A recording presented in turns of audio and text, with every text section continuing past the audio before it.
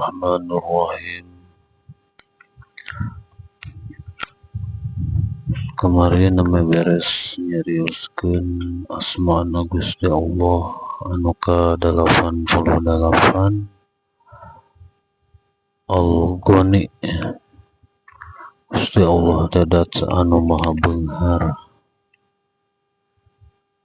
Ayeuna dilajengkeun kana nyariuskeun asmana Gusti Allah anu ka-88 nyaeta Al-Mughni. Al-Mughni Allah Subhanahu wa taala hartosna dat anu maha mafarin kabeungharan kanu janten makhlukna, anu maha mafarin kecukupan Allah Subhanahu wa taala kanu janten makhlukna. Makhluk kabeh anu kamelendang di alam dunia ku Allah Subhanahu wa taala dipaparin kabeungharan, dipaparin kecukupan ku Allah Subhanahu wa taala. Ar-Rahman Ar-Rahim Allah Subhanahu wa taala, welas asihna Allah Subhanahu wa taala kanu janten makhlukna. Teu aya hiji makhluk anu teu dipaparin kecukupan ku Gusti Allah, kabeh dipaparin kecukupan.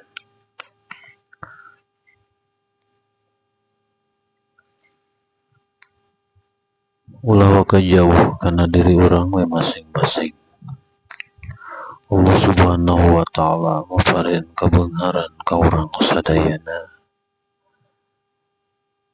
Pertama Allah Subhanahu wa taala nyiptakeun urang. Sabadana diciptakeun diayakeun urang, sabadana diayakeun dibentuk urang, kieu bentukna urang teh. Al-Khaliqul Bari'ul Musawwiru.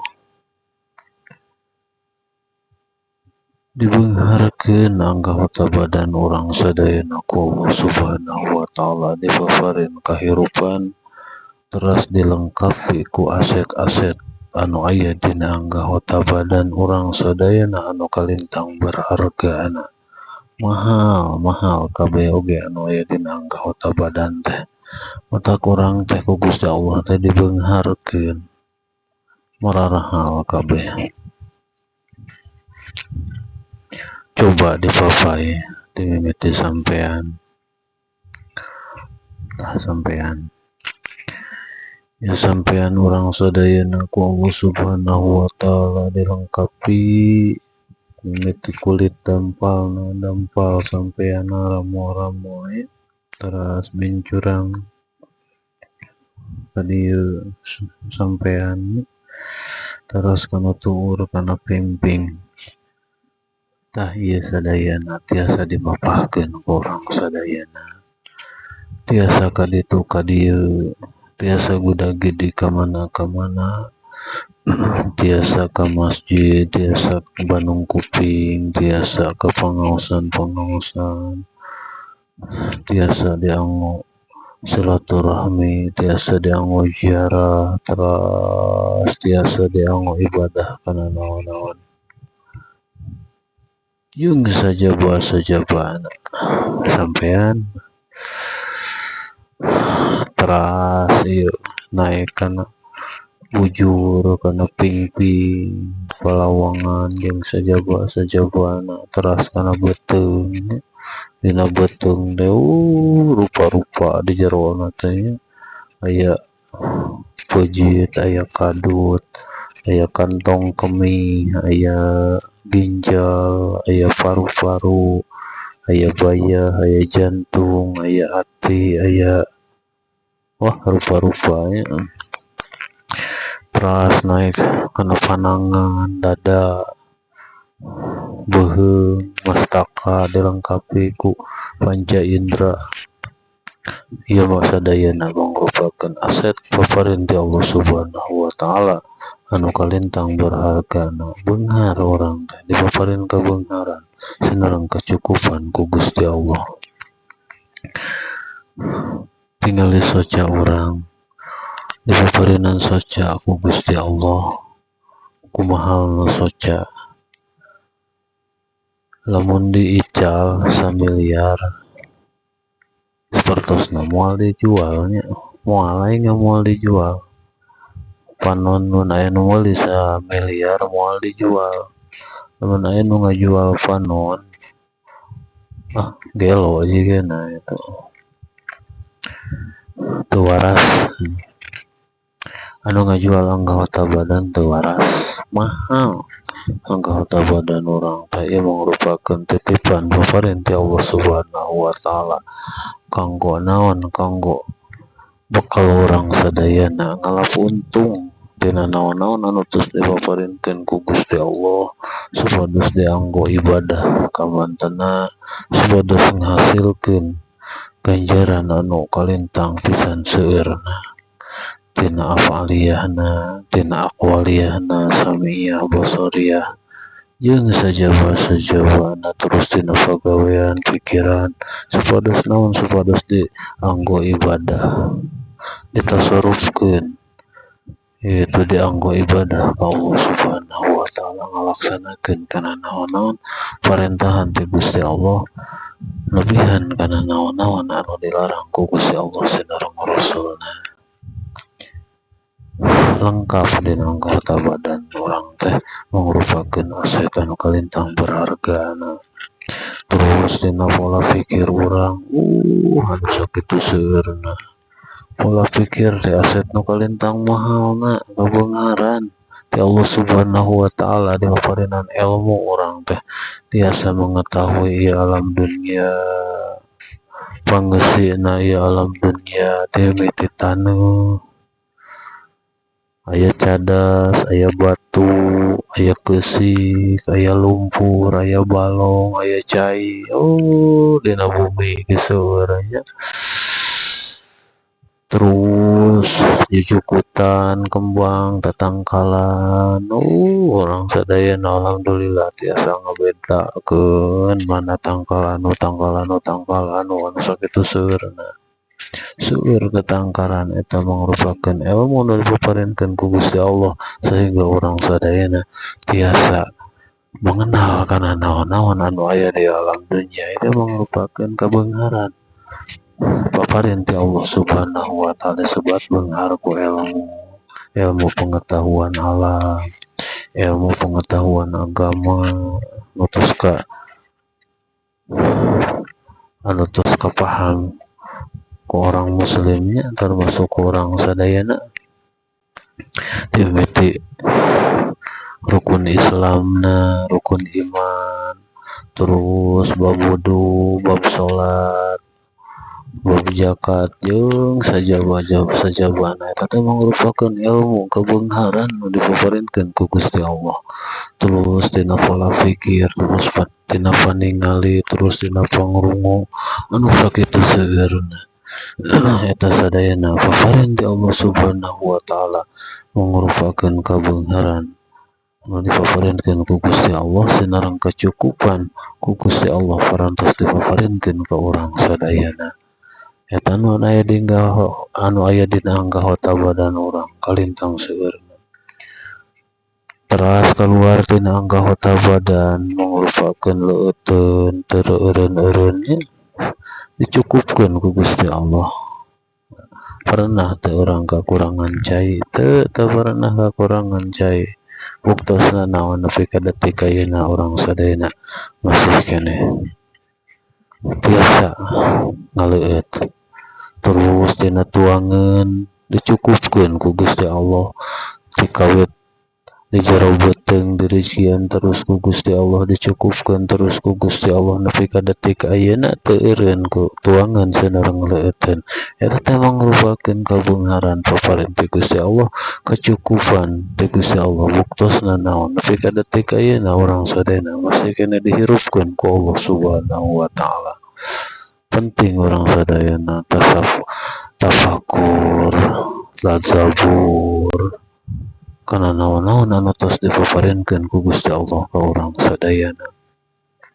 Terus dina bab harta urang teh bumi, terus eusi bumi tong waka ka dinya dina anggota badan heula anu nakel senal sababaraha rampasannya geus beak sababaraha rampasan dicukupkeun ngarasa teu urang teu gaduh senal ayeuna gaduh sadayana ge dipaparinan senal ku Gusti Allah dicukupkeun dibeungharkeun urangna terus dina lancingan aya nu teu gaduh lancingan sadayana gaduh tinggal rumasa urang teh tinggal bersyukurna da urang teh dimilikan ku Gusti Allah teh dipaparin kecukupan dipaparin kebeungharan ku Gusti Allah teh terus dina acuk nu kalintang seueurna ya rupa-rupa kopeahna dina cinungna jeung sajawah-sajawahna kantong dompet duber seueur terus dina bumina lebet bumina mangrupakeun parabot masak anu sakitu seueurna terus dina pajangan terus dina wah praktek bengekeun aya di bumi ireng eta teh mangrupakeun naon paparin ti Gusti Allah anu maparin kabeungharan ka urang sadayana subuh dina anggota badanmu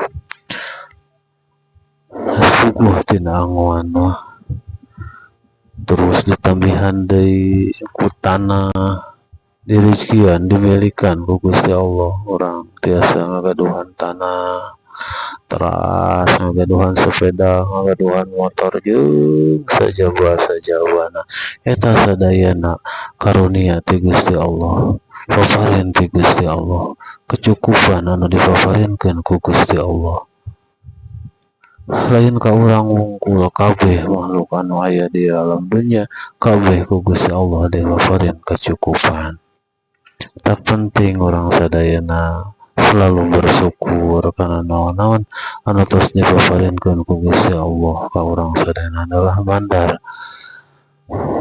naon-naon anu tos dipaparinkeun ku Gusti lamun disyukuri pasti bakal ditambahna tina kesehatan anggota badan disyukuri pasti ku Gusti Allah bakal dijaga diraksa ditambih-tambih sehatna tina bab ilmu disyukuri bab keimanan disyukuri bab ningali disyukuri bab pangrungu disyukuri naon bae anu tos dipaparinkeun ku Gusti Allah penting orang sadayana mensyukurina supados naon urang sadayana kagolongkeun ka golongan jalma anu mensyukuri kana naon-naon anu tos dipaparinkeun ku Gusti Allah supados naon ditambih-tambih barokah hirup urang barokah rezeki barokah ilmu jeung sajawah-sajawahna sabalikna lamun urang teu mensyukuri kana naon-naon anu tos dipaparinkeun ku Gusti Allah power nempan risi ditubanan malapetaka bebendu ti Allah subhanahu wa ta'ala nauzubillah untuk mensyukuri karena sehat badan mungkin bisa ditimbulkan Gusti Allah ditibankan penyawat untuk mensyukuri karena bab rezeki bisi orang sadayana ku Gusti Allah dirupakeun tina bab rezeki dihesekeun dikurangan tina bab rezeki ari ngaleungitkeun moal da Gusti Allah sifatna ar-razzaq teh anu ngarizkian mun anu ngarizkian eta kumaha lamun rezekina dikurangan bisa wae Allah subhanahu wa ta'ala ngadawenang penting orang sadayana mensyukuri kana naon-naon anu tos dipaparinkeun ku Allah subhanahu ka urang sadayana alhamdulillah ku jalan naon mensyukuri teh sajabana ngucapkeun alhamdulillah sabarina tafakur kana naon-naon anu tos dipaparinkeun ku Gusti dina anggota badan urang dina luar anggota bab tuangan bab leueuteun bab harta jeung sajawah-sajawahna ditambih ku ngalaksanakeun taat ka Allah subhanahu wa ta'ala eta mensyukuri kana naon kana nikmat anu tos dipaparinkeun ku Gusti Allah teh nyata ku jalan cara ngalaksanakeun ibadah ka Allah subhanahu wa ta'ala ibadah anu pokok ngalaksanakeun kana naon-naon anu diwajibkeun ku Gusti Allah sareng Rasulna ditambihan ku naon-naon anu disunahkeun ku Kanjeng Rasul, teras amru bil ma'ruf nahi anil munkar, teras ngajauhan kana naon-naon anu dilarang ku Gusti Allah sareng Rasulna. Eta anu disebut mensyukuri kana naon-naon anu tos dipaparinkeun ku Gusti Allah teh.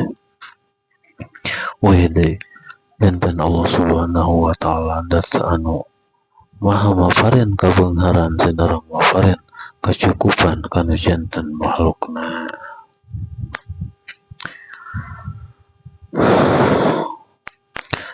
Tuh ya alam dunya, alhamdulillah paparin ti Gusti Allah. Supados dinaon, supados dinikmati ku orang sadayana. Langitnya aya awan, aya bulan, aya bintang, mun ti urang aya matahari di sekeliling wungking ya alam dunya. Tuh seueur mangrupa keindahan-keindahan anu diciptakeun ku Allah Subhanahu wa taala, tatangkalan, gunung-gunung anu ararindah ditambih ku pemandangan-pemandangan ieu teh Allah Subhanahu wa taala anu sifatna al-musawwir teh anu ngabentuk keindahan ya alam dunia teh anu subarang anu dipasikeun ka urang sadayana supados dinikmati ku urang sadayana. Panjang-panjangnya lamun dicarioskeun mah dicekapkeun heula sakitu.